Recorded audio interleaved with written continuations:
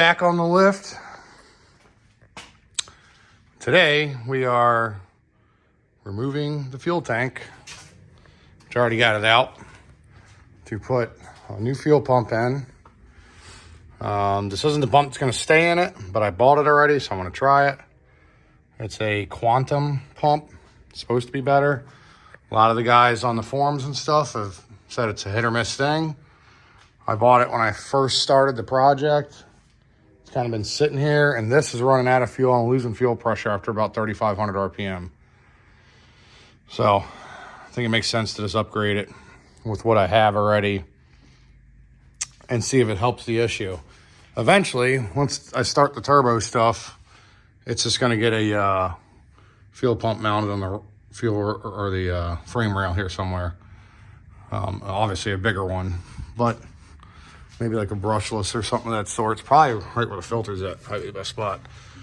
But I figured for now I'd try this, and everyone on the forums removes the bed to do the fuel pump. I still haven't quite gathered that as to why. The fuel tank came out like every fuel tank comes out of a vehicle. And removing the bed just seems like a whole nightmare. I mean, you gotta unplug all this wiring and undo all these bolts that are rotted and undo all this stuff. I don't, can someone explain that? Why would you take the bed off? I don't understand. I get it that without a lift it'd be hard, but without a lift it'd be hard to take the bed off, in my opinion. So anyways, that's how an S10 fuel tank comes out, is the two straps. Unhook your these, which you'd have to unhook to take the bed off too, and then unhook your fuel lines and your two connectors, and it comes right out. I literally started taking this out 21 minutes ago on the dot, and it's out. So I'm going to work on getting this ring off, hopefully without damaging the tank at all. She's rusty. Don't know that the ring's going to survive either, but we're going to try. If it doesn't, I guess it'll get a new fuel tank and a new ring. But we'll be back with you guys in a minute.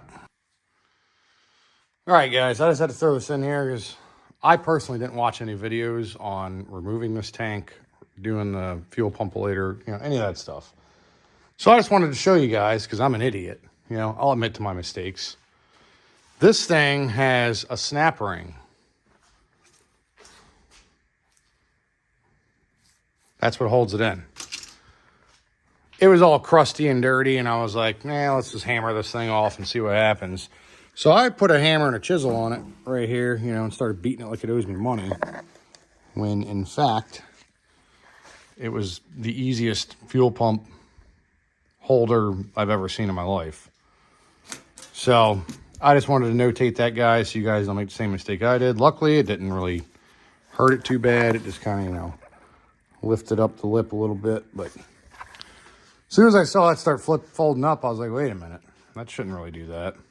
So then I got to looking and saw that it was actually a C-clip, and you just, clip, comes right off. So I'm gonna get this out now and compare it to the other one, see what's going on. I'll be right back.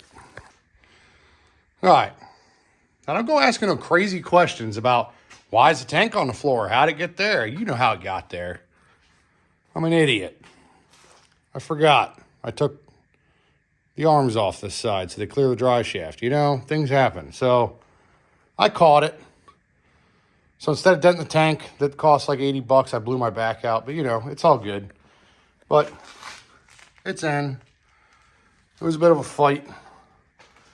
Now I got to wrangle this half-full tank back up there. Probably drop it again, who knows. But besides all that, it comes with a new bulkhead connector, because apparently this one can't handle it and melts, and the wires are thicker, I guess. Yeah, the wires are a lot thicker. I mean, I don't know what that matters. They're only thicker to there, but I'll figure that out. Maybe I'll just run wire all the way back. I don't know. But anyways, it's in there. It's getting late tonight. Tomorrow I will exchange this. And then I got to figure out what to do with my evap line too. I think I'm going to delete on all that That's unnecessary weight and things that are just here. I'm not using it. There's the evap line right there. So it ain't doing nothing. So I'll be back with you guys in the morning. It'll be about, you know, a split second for you. All right, split second later for you. Next day for me. We're doing some weight reduction. Nah, really we are though. I just pulled the evap canister, solenoid, line, all that out. That was right there where the bare spot is, where I, you know, couldn't touch it. Put the new plug on. It actually already had a new plug. There it is. It had been replaced on before. So, common issue.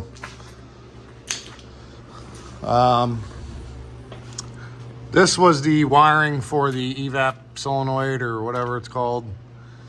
I decided to leave it. I was going to cut it out, then I'm like, you know what? That's wiring coming all the way from the front of the truck to the rear. If I ever decide to add anything that doesn't need crazy thick wiring, that would work, because I can buy the other end of that plug and then I could unterminate it from the computer and use it up there. So little stuff like that, I was like, you know, that ain't going to save me no weight just cutting it out right there. So I could leave it back here in case I ever decide to, I don't know, even if I run like a meth tank or something, I could hook it up that way, or, you know, there's a bunch of different things it could be used for. More than likely, it'll just stay there and be forgotten about. But it's the idea that counts, you know.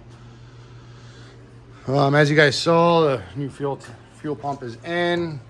I do think I'm going to wind up getting a new tank. I'm going to run it for now, but my plan, this is for future reference, my plan is to remove this pressure solenoid, drill a hole in it, put a bulkhead fitting in, get rid of the pump, run a hose down in there, and then my next step is going to be to remove all these fuel lines and put a end line pump right here, something a little more powerful.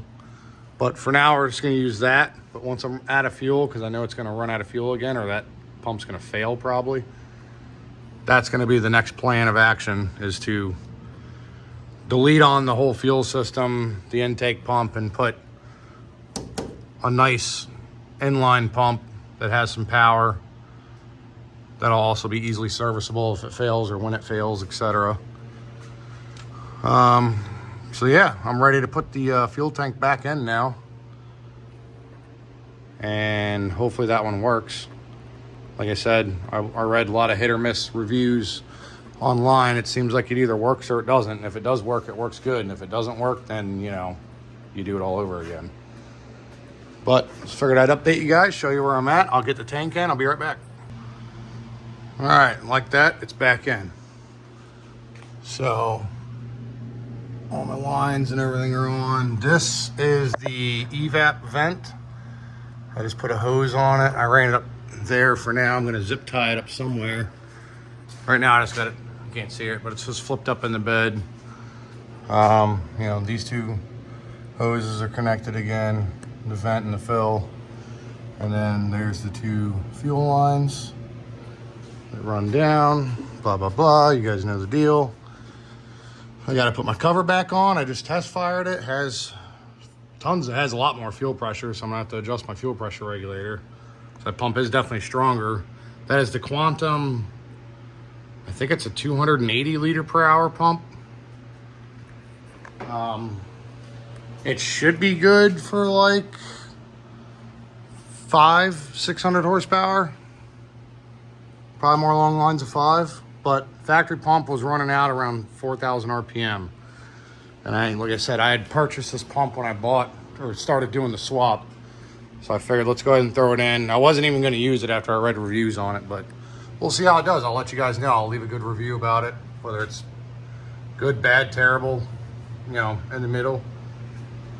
Like I said, my future plan is to put a bulkhead fitting in there, get one of these straw hoses, run it down, connect it to the filter pickup somehow, and then run an inline pump. But for now, we'll run this and see how it does. I do have injectors coming. I decided to put Deca 80s in it. I had the factory 6-liter injectors in it right now, and it is the 24.5 pound an hour injectors or whatever. So and those are also running out. So I'm gonna put the Deca 80s in it, got that pump in. All I gotta do is put that cover right there, back on there. It's kind of like a guard for road debris, I guess. And this is done. But when the injectors show up, I'll make a video throwing them in. And then we'll do some tuning videos and see just how it does with the Deca 80s. And then soon, the turbo, we're gonna start this project. I'm thinking, today's December 1st. I'm kind of thinking January is when I'm gonna start taking the truck apart and getting this all mounted up. Haven't quite decided what I'm gonna do yet. There's a lot of different options. I am gonna wind up getting tubular control arms for it, because those are big and bulky and in the way. I'd like to get uppers and lowers and get the coilovers, but that's expensive. Well, my plan is to do the forward-facing headers, and I'm kind of thinking, looking under here, because I have the extreme, so I have some clearance here.